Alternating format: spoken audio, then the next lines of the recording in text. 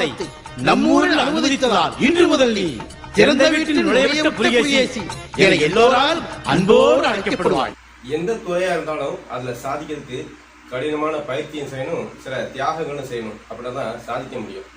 ஒரு எடுத்துக்காட்டுக்கு ஒரு விளையாட்டு துறையா இருக்கட்டும், உடம்பை ஃபிட்டா வச்சுக்கணும் அப்படின்னா சில உடற்பயிற்சிகளை செய்யணும், கடினமான உடற்பயிற்சிகளை செய்யணும், சில உணவு கட்டுப்பாடுகளை கடைபிடிக்கணும், சில உணவுகளை தவிர்க்கணும், சில உணவுகளை நமக்கு பிடிக்காட்டு கூட சாப்பிடணும். குறிப்பா தூக்கத்தை தியாகம் பண்ணணும், நம்முடைய சாப்பாட்டை தியாகம் பண்ணணும், நம்முடைய பொழுதுபோக்கெல்லாம் தியாகம் பண்ணணும். அப்படின்னா தான் வளர முடியும். அது இசைத்துறையா இருக்கட்டும், விளையாட்டு துறையா இருக்கட்டும், ஓவியத்துறையா இருக்கட்டும், எந்த துறையா இருக்கட்டும், அந்த துறையில நம்ம சிறந்து வளரணும்னா கண்டிப்பா சில தியாகங்கள் செய்யணும். அந்த மாதிரி தான் நம்ம ஊடகத்துறை எடுத்துக்கிட்டீங்கன்னா அது இன்னைக்கு பறந்துபட்டது. இன்னைக்கு சமூக ஊடகங்கள் வந்துட்டதுனால அதோட வீச்சு அப்படிங்கிறது மிக பெருசா இருக்கு. அதுல ஒருத்தர் நினைச்சு நிக்கணும் அப்படின்னா அவங்க சாதிச்சே தீர வேண்டிய கட்டாயத்துல இருக்கிறாங்க. சாதிக்கிறது பெரிய விஷயம் கிடையாது, அந்த சாதனையாளனா தன்னை தக்க வச்சுக்கிறதுக்கு இன்னும் அதிகமாக போராட வேண்டிய தேவை இருக்கு. ஒரு விளையாட்டு வீரர் தன்னுடைய சாதனையாளனா ஒரு கிரிக்கெட்டர் தன்னை தக்க வச்சுக்கணும்னா தொடர்ச்சியா ஃபார்ம்ல இருக்க வேண்டிய தேவை இருக்கு. அப்படி தொடர்ச்சியா ஃபார்ம்ல இருக்கணும் அப்படின்னா அவன் தொடர்ச்சியா பயிற்சி செய்ய வேண்டிய தேவை இருக்கு. தன்னுடைய நேரத்தை அதிகமா பயிற்சிக்கு செலவிட வேண்டிய தேவை இருக்கு. அப்படித்தான் இன்னைக்கு ஊடகத்துறையில தன்னை தக்க வச்சுக்கணும் அப்படிங்கிறதுக்காக பல பேர் பல்லக்கு தூக்கிகளா மாறி இருக்கிறாங்க. இன்னைக்கு தமிழ் ஊடகங்கள் அப்படின்னு எடுத்துக்கிட்டா சமூக ஊடகங்களை தவிர்க்க முடியாது. சமூக ஊடகங்கள் மூலமா கணிசமான வருமானத்தை ஈட்ட முடியும். அதுவும் அரசியல் பேசக்கூடியவங்களுக்கு கணிசமான வருமானத்தை ஈட்டணும் அப்படின்னா ஏதாவது ஒரு சித்தாந்தத்தை சார்ந்து இயங்க வேண்டிய தேவை இருக்கு. அப்படி சார்ந்து இயங்கும் போது அந்த சித்தாந்தத்தின் மூலமாக நமக்கு சில பல நன்மைகள், சில பல அட்ஜஸ்ட்மெண்ட்கள்லாம் கிடைக்கும். அப்படி கிடைக்கிறது மூலமா தன்னுடைய வாழ்க்கையை, தன்னை சார்ந்தவர்களுடைய வாழ்க்கையை வளமா வச்சுக்க முடியும். அதுக்காக வேண்டி தான் படித்த அறிவை, தான் சாதித்த சாதனையை ஒரு மூலதனமா பயன்படுத்தி இவங்க நூதனமா மனசாட்சிக்கு விரோதமா செயல்படுற வேலையை செய்றாங்க. அது அரசியல் ரீதியா தமிழ்நாட்டில் பார்க்கும்போது குஜராத் மாடலுக்கு ஆதரவா ஒரு தரப்பு செயல்படுது, திராவிட மாடலுக்கு ஆதரவா ஒரு தரப்பு செயல்படுது. அதுல நம்ம இந்த திராவிட மாடலுக்கு ஆதரவா செயல்படக்கூடிய இரண்டு திராவிட பல்லக்கு தூக்கிகள் ரெண்டு பேரும் சந்திச்சாங்கன்னா எப்படி இருக்கும்? அதுலயும் ஒருத்தர் ஊடகத்துறையில இருந்து வந்தவர், ஒருத்தர் திரைத்துறையில இருந்து வந்தவர். ரெண்டு பேருக்குமே திராவிடத்துடைய அந்த அனுதாபம் அப்படிங்கிறது தேவைப்படுது, ஆதரவு அப்படிங்கிறது தேவைப்படுது. அவங்க கொடுக்கக்கூடிய அந்த வசதியான வாழ்க்கை அப்படிங்கிறது தேவைப்படுற பட்சத்துல அவங்க எப்படி திராவிடத்துக்கு பல்லக்கு தூக்குறாங்க அப்படிங்கிறத பத்தி இதுல பார்க்க போறோம். அவங்க திராவிடத்துக்கு பல்லக்கு தூக்குறது அப்படிங்கிறது அவங்களுடைய சொந்த விவகாரம், அவங்க சொந்த விருப்பம். அதுல நமக்கு எந்த பிரச்சனையும் இல்லை. ஆனா அவங்க திராவிடத்துக்கு பல்லக்கு தூக்குறதுக்காக வேண்டி யாரை அவங்க சாடுறாங்க, யாரை திருச்சி தவறா பரப்புறாங்க, யாரை பத்தி மக்கள் மத்தியில தவறான அபிப்பிராயத்தை விதைக்கிறாங்க அப்படிங்கிறத சேர்த்தே பார்க்க வேண்டியிருக்கு. அதுக்காகத்தான் நம்ம இன்னைக்கு இந்த காணொலியை பதிவு செய்யறோம். அந்த ரெண்டு திராவிட பல்லக்கு தூக்கிகள் யார் அப்படிங்கிறத, அவங்க என்ன பேசுறாங்க அப்படிங்கிறத இந்த காணொலியில பார்ப்போம். ஏன்னா அது புலி, அது தமிழ் தான் பேசும். அது தமிழ்நாட்டு புலி, தமிழ் புலி. இரண்டு திராவிட பல்லக்கு தூக்கிகள் யார் அப்படின்னா, ஒன்னு திரைத்துறையில இருந்து வந்த இயக்குனர் அமீர், இன்னொருத்தர் திராவிட ஜீவாட்டோட சேனல் உங்களுக்கு தெரியாம இருக்காது. இவங்க ரெண்டு பேரும் இன்னைக்கு ஒரு நேர்காணல் நடத்திருக்காங்க. அதாவது ஜீவாட்டோட சேனல்ல இயக்குனர் அமீர் ஒரு நேர்காணல் கொடுத்திருக்காரு.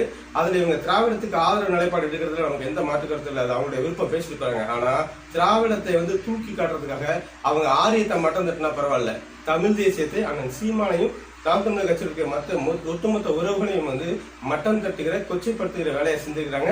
தவறான வார்த்தைகளை பயன்படுத்தி இன்னும் நாம் தமிழர் கட்சி பிஜேபியின் பி டீம் அப்படின்னு கட்டமைக்கிறதுக்கான ஒரு முயற்சியை செஞ்சிருக்கிறத பார்க்க முடியுது. அவர் எடுத்து கொடுக்க இவர் பாட்டா பாட அப்படிங்கிறத பார்க்க முடிஞ்சிச்சு. எல்லாத்துக்கும் காரணம் அந்த இனாம் அதுக்காக தான் இதை பண்ணிருக்கிறாங்க. அந்த அந்த இனாமுக்காக இவங்க என்ன பேசுறாங்க அப்படின்னா, முதல்ல இவர் ஜீவா எடுத்து கொடுக்குறாரு. நாம் தமிழர் கட்சி ஒரு இந்துத்துவ அரசியலை நோக்கி போகுது, நாம் தமிழர் கட்சி ஒரு வலதுசாரி சிந்தனையோட செயல்படுதுன்னு நீங்க பலமுறை பேசியிருக்கீங்க. இன்னைக்கு நீங்க அவர் கூட நேர்காணலாம் கொடுத்துருக்கீங்க அப்படின்னு சொல்லி ஆரம்பிச்சு வைக்கிறாரு. இவருக்கு எடுத்து கொடுத்த உடனே அவர் உடனே பாட ஆரம்பிச்சிருக்காரு. எனக்கு அவரோட இருக்கிறது உறவுன்றது வேற, நட்பை தாண்டிய உறவு, ஆனா அண்ணன் தம்பி உறவு, ஆனா அவருடைய அரசியல் நிலைப்பாடு எனக்கு உடன்பாடு இல்லைன்னு சொல்லி அப்படியே கொஞ்சம் கொஞ்சமா விஷயத்தை கக்க ஆரம்பிக்கிறாரு. அவர் அந்த பொறுமையா பதிவு செய்யறாரு. எப்படின்னா, அமீர் அவர்களுக்கு அண்ணன் சீமான் அவர்கள் தாய் மதம் திரும்புங்கள் அப்படின்னு சொல்லி சொல்றதுல ஏற்பு இல்லையா.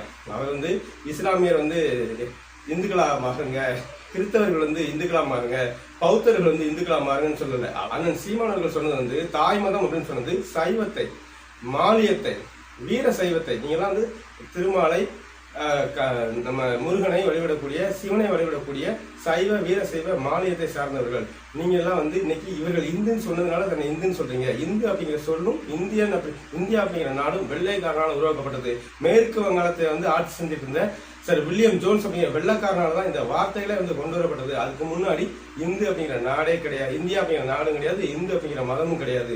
இது எல்லாமே வந்து உருவாக்கப்பட்டது. ஆனால் நம்ம 50,000 ஆண்டுகளாக தமிழர்கள் நம்ம மொழியை வைத்துதான் நம்ம வந்து அடையாளம் காணப்படணும், மதத்தை வைத்து அல்ல. அந்த வகையில் நான் இஸ்லாமியர்களை கிறிஸ்தவர்களை பத்தி விமர்சிக்க மாட்டேன். ஏன் விமர்சிக்க மாட்டேன்னா அந்த மதங்கள் வந்து வேறு நாட்டில இருந்து வந்தது. இங்க இருக்கக்கூடிய இந்த ஆதிக்க சமூகத்தால வந்து அவங்க வந்து கொடுமைப்படுத்தப்பட்டதோட விளைவாக தான் அவங்க வந்து இஸ்லாமியர்களாகவும் கிறிஸ்தவர்களாக மாறி போனாங்க. அதனால அவர்கள் வந்து பெரும்பான்மை தமிழ் தேசிய இனத்தை சார்ந்தவர்களா அப்படின்னு மிக தெளிவா சொல்லியிருக்கிறாரு. அவர் சைவர்களாக, மாலியர்களாக, வீர சைவர்களாக உங்களுடைய தாய் மதத்தை நோக்கி திரும்புங்கள், இந்துக்கள்னு சொல்லிக்கிறவங்களை சொன்னாரை தவிர்த்து கிறிஸ்தவர்களே இஸ்லாமியர்களே அவர் சொல்லவே இல்லை. ஆனா இவரு அத்தனையும் அப்படியே திரிக்கிறாரு. ஒரு பெரிய இயக்குநர்கள் இருக்கக்கூடியவர், பல வெற்றி படங்களை கொடுத்தவருக்கு இந்த அடிப்படை, அது குறிப்பா அண்ணன் சீமான் அவர்களோட இவ்வளவு நெருக்கமா பழகினவருக்கு அவருக்கு ஒரு சந்தேகமே வந்திருந்தா கூட அதை அண்ணன் கேட்டு தெளிவுபடுத்திக்கலாம். அதுக்கு விளக்கம் கொடுத்து பல காலங்கள் வந்துருச்சதுக்கு அப்புறமும் கூட இவர் தொடர்ச்சியா இதே இன்னும் வந்து பேசிட்டு இருக்காரு. அப்படின்னா இவர் வந்து எப்படிப்பட்ட அரசியல் சித்தாந்தத்தை வந்து ஆதரிக்கிறாரு, எப்படிப்பட்ட மனநிலையில இருக்கிறாரு, எந்த ஆதாயத்துக்காக பேசுறாரு அப்படிங்கறது குறித்து நம்ம சிந்திச்சு பார்க்க வேண்டிய தேவை இருக்கு. அதுக்கடுத்து சரி, நீ திராவிடத்தை ஆதரிக்கணும், தலைக்கு மேல கத்தியா தொங்கிட்டு இருக்கிறது ஆரியம் தான், அந்த இந்துத்துவம் தான், ஆதிக்க மனப்பான்மை தான். அதனால வந்து இவர் திராவிடத்தை ஆதரிக்கணும்னு சொல்லி சொல்றாரு. இவர் திராவிடத்தை ஆதரிக்கிறத நியாயப்படுத்துறாரு. நான் என்ன கேட்கிறேன், அதுக்கு திமுக தான் சரியான தீர்வு வர சொல்றாரு. நான் என்ன கேட்கிறேன், திமுக ஆரியத்தை எதிர்க்குது, இந்துத்துவாவை எதிர்க்குது, பிஜேபியை எதிர்க்குது, RSS எதிர்க்குதுன்னு எந்த இடத்துல உங்களால நிரூபிக்க முடியும்? முதல்ல திமுக அப்படிங்கிறது இஸ்லாமியர்களுக்கு ஆதரவான கட்சி, கிறிஸ்தவர்களுக்கு ஆதரவான கட்சின்னு எந்த இடத்துல நிரூபிக்க முடியும்? ஒரு இடத்த சொல்லுங்க. முதல்ல இருந்து வரலாமா? தமிழக சட்டசபையில இஸ்லாமிய தீவிரவாதிகள் முதல்ல பதிய வச்சது யாரு? அந்த கேள்விக்கு உங்ககிட்ட பதில் இருக்கா? என்னைக்காவது திமுக இந்த கேள்வியை கேட்கறது உங்களுக்கு துணிவு இருக்கா? அதெல்லாம் விடுங்க. இந்த 2021 சட்டமன்ற தேர்தலுக்கு முன்னாடி அப்பாவி இஸ்லாமியர்களை விடுதலை செய்வோம் சொல்லி சொன்னாங்கல்ல, அதுக்கப்புறமா வந்து உச்சநீதிமன்றத்தில் போய் இஸ்லாமியர்கள் அப்படிங்கிறவங்க வந்து வெளியில வரவிடாம பண்ணதுக்கு, சிறையில இருக்கிறவங்களை வெளியில வரவிடாம பண்ணதுக்கு தொடர்ச்சியா அபிடவிட் தாக்கல் பண்ணி அவங்க வெளியில வந்தா மத கலவரம் பலருடைய உயிர்களுக்கு ஆபத்து வரும் சொல்லி நீதிமன்றத்தில் போய் அபிடவிட் தாக்கல் செஞ்சது யாரு? இது அமீர் அவர்களுக்கு தெரியுமா தெரியாதா? ரெண்டாவது, இந்து மதத்தை எதிர்க்கிறாங்க, இந்துத்துவா எதிர்க்கிறாங்க நீங்க சொல்றீங்க இல்லையா, பாசிசம் சொல்றீங்க இல்லையா, அந்த பாசிசத்துக்கு ஆதரவா எத்தனை இடத்துல செயல்பட்டுருக்காங்க பார்க்கலாமா? முதல்ல மதுரையில ஒரு கல்லூரியில வந்து சமஸ்கிருதத்துல உறுதிமொழி எடுத்தாங்க. அப்ப யாருடைய ஆட்சி நடந்துட்டு இருந்துச்சு? RSS உடைய தலைவர் வந்து மோகன் பகவத் அவர்கள் வந்து மதுரைக்கு வரும்போது மதுரை நகர கோலாகலமா வந்து விழாக்கோலம் போன வச்சது யாரு? தமிழ்நாட்டுல வந்து குருநானக் ஜெயந்திக்கு வந்து இறைச்சி கடைகளுக்கு விடுமுறை விடணும், அப்படி விடலாம் அந்த இறைச்சியை அடைச்சிருவோம், கடைக்கு சீல் வச்சுக்கோன்னு சொல்லி அறிவிப்பு கொடுக்கறது எந்த அரசாங்கம்? நிறைய சொல்லிட்டு போலாம். பிரியாணி திருவிழாவுக்கு தடை போட்டது எந்த அரசாங்கம்? கேட்க வேண்டிய கேள்வி நிறைய இருக்கு. மோடி அவர்களை வந்து செஸ் ஒலிம்பியாட்டுக்கு தொடங்கி எல்லா விளையாட்டு போட்டிகள் நடத்துறது கூட தமிழ்நாட்டுக்கு வர வச்சுட்டு வந்தவருக்கு டெல்லியில தேடி போய் நன்றி சொல்லிட்டு வர்றது எந்த அரசாங்கம்? இதுக்கு பேருதான் பாசிச எதிர்ப்பா? இது பத்தின கேள்விகளும் கேட்கப்படல, இது பத்தின பதில்களும் சொல்லப்படலையா? அது எதுக்கு அவ்வளவு? ஏன்பா திமுக கூட்டணியில இருக்கக்கூடிய எல்லா கட்சிகளும் அந்த 32 இத்து போன அமைப்புகளும் RSSக்கு எதிராக, பிஜேபிக்கு எதிராக வந்து போராட்டம் நடத்துவாங்க, திமுக தலைமையில் இருக்கக்கூடிய அமைப்புகள். ஆனா அந்த போராட்டத்துல என்னைக்காவது ஒரு நாள் திமுக கலந்துகிட்டு இருக்கா? அது சொல்ல முடியும் அவங்களால? அதே நேரத்துல வந்து ஆளுநர் வந்து அவருடைய மாளிகையில வந்து தேநீர் விருந்து கொடுப்பாரு, பக்கோடா கொடுப்பாரு. அதை சாப்பிட்றதுக்கு இந்த கூட்டணி கட்சிகள், கூட்டணி அமைப்புகள் யாரும் போக மாட்டாங்க. ஆனா திமுகவுடைய அமைச்சர்கள் போவாங்க. ஆளுநர் வந்து RSSோட முகம், பிஜேபியோட ஏஜென்ட்னு சொல்ற நீங்க, ஆட்டுக்கு தாடியும் நாட்டுக்கு கவர்னர் தேவைன்னு சொல்றீங்க, அவருக்கு விருந்துக்கு ஏன் போறீங்கன்னு கேட்டா பதில் இருக்காது. உலகத்திலேயே வந்து எதிரிக்கு வெள்ளக்கொடி கொடுத்து வரவேற்றது யாரு? இவங்க தான். இது பத்தினா ஏன் அமீர் சிந்திக்க மாட்டாரா, பேச மாட்டாரா, பேசாம மறைக்கிறாரா? இந்த கேள்வி கேட்கிற திராவிட ஜீவாவும் வந்து கேட்க மாட்டாரு. அப்படின்னா இவங்க 2 பேரும் திராவிட பல்லக்கு தூக்கிகளா இல்லையா? இவங்க சுய ஆதாயத்துக்காக பேசுறாங்களா இல்லையா? இவங்களுக்கு இந்த கேள்வி சாதாரண ஒரு யூடியூபரா நமக்கு வரும்போது இவ்வளவு மெத்த படித்த இவர்கள் 20 துறைகள்ல சாதிச்ச இவங்களுக்கு ஏன் தெரியல? அப்போ நடிக்கிறாங்க அப்படிங்கிறது தெளிவா தெரியுது. வயிற்று பிழைப்புக்காக, சொகுசான வாழ்க்கைக்காக, திராவிடம் போடக்கூடிய பிச்சைக்காக வாழ்கிறார்கள் அப்படிங்கிறது தெளிவா தெரியுது. அதனாலதான் வந்து இவங்களால இப்படிலாம் பேச முடியுது. இன்னும் பல விஷயங்கள் வந்து நம்ம தொடர்ச்சியா பேச முடியும். ஆனா இவர்களை பத்தி பேசி பிரயோஜனம் இல்லை. நாம் தமிழர் கட்சி சேர்ந்த தம்பிகள் வந்து எனக்கும் சீமானுக்கான உறவை வந்து புரியாம கொச்சைப்படுத்துறாங்க அப்படின்னு சொல்லி பேசுறாங்க. நேத்து நீங்க எப்படி இருந்தீங்க அப்படிங்கிறது முக்கியம் கிடையாது, இன்னைக்கு நீங்க எப்படி இருக்கிறீங்க அப்படிங்கிறது தான் முக்கியம். நேத்து வந்து நல்லவனாக இருந்துக்கலாம், ஏன்னா இன்னைக்கு வந்து நீங்க எங்க இருந்து வந்தீங்களோ, யாரோட இருந்தீங்களோ, யாரோட ஒரே உணவு தட்டுல வந்து சாப்பிட்டீங்களோ, யாரோட ஒரே பாயில படுத்தீங்களோ, அவர்கள் எப்படிப்பட்டவர், உண்மையில அவருடைய தத்துவம் சரியானதா இல்லையா, அவருடைய போகிற பாதை சரியானதா இல்லையா, அவருடைய அரசியல் நிலைப்பாடு சரியானதா இல்லையா, எல்லாத்தையும் தெரிஞ்சதுக்கு அப்புறமும் தெரியாத மாதிரியே நடிக்கிற ஒரு போக்கு இருக்குல்ல, அதையும் வந்து எல்லா அரசியல் நகர்வுகளும் தெரிஞ்ச ஜீவா வந்து தெரியாத மாதிரியே கேள்வி வைக்கிற ஒரு பாங்கு இருக்கு இல்லையா, இதைத்தான் நான் வந்து சாடுறேன். நீங்க எல்லாம் வந்து உண்மையிலே மனசாட்சியோட நீங்க சார்ந்த துறைக்கு உங்களுடைய இந்த அறிவுக்கும் நீங்க உண்மையா தான் நடந்துக்கிறீங்களா அப்படிங்கிற கேள்வி எழுப்புறேன். அந்த கேள்வியை நீங்களும் உங்களுக்குள்ள எழுப்பி பார்க்கணும்னு நினைக்கிறேன். இன்னைக்கு வந்து அரசாங்க நீதிமன்றங்கள் வந்து நேர்காணல் எடுக்கிறவங்க சரி, நேர்காணல் கொடுத்தவங்க சரி, நியாயமா நடந்துக்கணும் சொல்லி நீதிபதிகள்லாம் வலியுறுத்துற இடத்துக்கு வந்து இன்னைக்கு யூடியூப் சேனல்கள் வந்திருக்கு.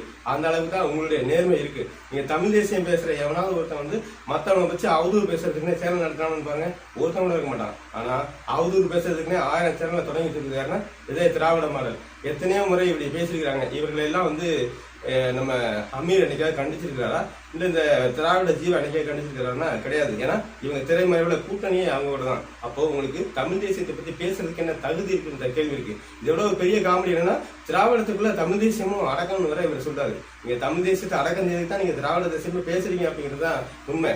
தமிழர்களுக்கு மேல அவ்வளவு அக்கறை இருக்கு, தமிழர்களுடைய உரிமைக்காக தான் திமுக போராடுதுன்னு இன்னும் அதே பல்லவியை வந்து அமீர் பாடுறாரு. அப்படி பாடுறது உண்மை அப்படின்னா, இன்னைக்கு தமிழ்நாட்டில் இருக்கக்கூடிய அத்தனை இயற்கை வளங்களும் அழிக்கப்பட்டு அத்தனை வாழ்வாதாரங்களும் அழிக்கப்பட்டிருக்கு. இதுதான் இந்த திராவிடம் செஞ்ச சாதனையா? இன்னைக்கு மக்கள் வந்து தண்ணிக்கு ரோட்ல தெருத்துட்டு அலையிறாங்களே, இது வந்து திராவிடத்தோட சாதனையா? இதுதான் மக்கள் நலன் உள்ள அரசாங்கம் வந்து செயல்படுற லட்சணமா? இன்னைக்கு பேருந்துகள்லாம் வந்து சீட்டு இல்லாம, இருக்கை இல்லாம, எப்போ வேணாலும் உடஞ்சி விடலாங்கிற கணிசல்ல, முன்னாடி கண்ணாடி இல்லாம பின்னாடி கண்ணாடி இல்லாம போயிட்டு இருக்குது. இதெல்லாம் வந்து இந்த அரசாங்கத்தோட சாதனையா? இன்னைக்கு கழிவறை கட்டி வந்து இயற்கை உபாதைகளை கழித்துக்கொள்ள கூட முடியாம அளவுக்கு மக்கள் இன்னும் திறந்த வெளியில மனங்களுக்கு போயிட்டு இருக்காங்களே, இதுதான் வந்து இயற்கை நம்ம திராவிட மாடலோட சாதனையா? இதெல்லாம் தான் நீங்க ஆதரிக்கிறீங்களா? இதெல்லாம் தான் உங்க கண்ணில் படாதா? இன்னைக்கு கஞ்சா விற்பனை கொடிகட்டி பார்க்குது, கள்ளசாராய சாவு நடந்துக்குது, இதெல்லாம் தான் உங்களுடைய சாதனையா? இதை பத்தின கேள்விகளும் கேட்கப்படல, பதிலும் சொல்லப்படல. அது ஏன் அப்படின்னு பல கேள்விகள் இருக்கு. எந்த கேள்விகளும் இவங்க கேட்கவும் மாட்டாங்க, பதில் சொல்லவும் மாட்டாங்க. ஆனா இவங்க பல்லக்கு தூக்குற வேலையை மட்டும் சரியா செய்வாங்க. இப்படிப்பட்டவர்களுடைய சேனல்களை பார்க்கறத முதல்ல தவிருங்க. தமிழ்நாட்டுக்கும் இவங்க, அதாவது ஆரியனும் திராவிடனும் சேர்ந்து தமிழனை எதிர்க்கிறதுக்கு ஒரு யுக்தியை பயன்படுத்துறாங்க. அந்த பக்கம் உட்காந்து எச்ராஜா சொல்லுவாரு, சைமன் செபாஸ்டியன் சீமான சொல்லுவாரு, அவன் கிறிஸ்தவன் சொல்லுவாரு, அவர் வந்து என்னென்னவோ பேசுவார். ஆனா இந்த பக்கம் உட்காந்துட்டு அண்ணன் சீமான் அவர்களை பார்த்துட்டு இவங்க வந்து இவர் பிரிவினவாதம் பேசுறது, இவர் தீவிரவாதம் பேசுறதுன்னு சொல்லி இவங்க ஒரு பக்கம் தூக்குவாங்க. ஆக நீ அந்த பக்கம் இருந்து அடி, நான் இந்த பக்கம் இருந்து அடிக்கிறேன். மொத்தத்துல சொந்த நிலத்துல தமிழன் அகதியாகப்படணும், உனக்கு இல்லைன்னா எனக்கு, ரெண்டு சேர்த்த அடிமையா இருக்கணும் அப்படிங்கிறதுக்காக இவங்களுக்குள்ள ஒரு ஒப்பந்தத்தை செஞ்சுக்கிட்டு தமிழர்களை பகடைக்காயாக பயன்படுத்தி நாளைக்கு தமிழர்களை அகதியாக மாற்றுவதற்கான வேலை செஞ்சுட்டு இருக்காங்க அப்படிங்கிறத உண்மை. அதை உணர்ந்து தமிழர்கள் வந்து விழித்துக் கொண்டு தமிழ் தேசியத்தை, தமிழ் தேசிய அரசியலை நாம் தமிழர் கட்சியை ஆதரிப்பது காலத்தின் கட்டாயம். அதை உணர்ந்து வரக்கூடிய காலங்களில் தமிழ் தேசிய அரசியலை நாம் தமிழர் கட்சி தமிழர்கள் ஆதரிக்க வேண்டும் அப்படிங்கிறது தான் என்னுடைய பார்வையா இருக்கு. உங்களுடைய பார்வை என்ன அப்படிங்கிறத கருத்துப்பட்டத்தில் சொல்லுங்க. நன்றி.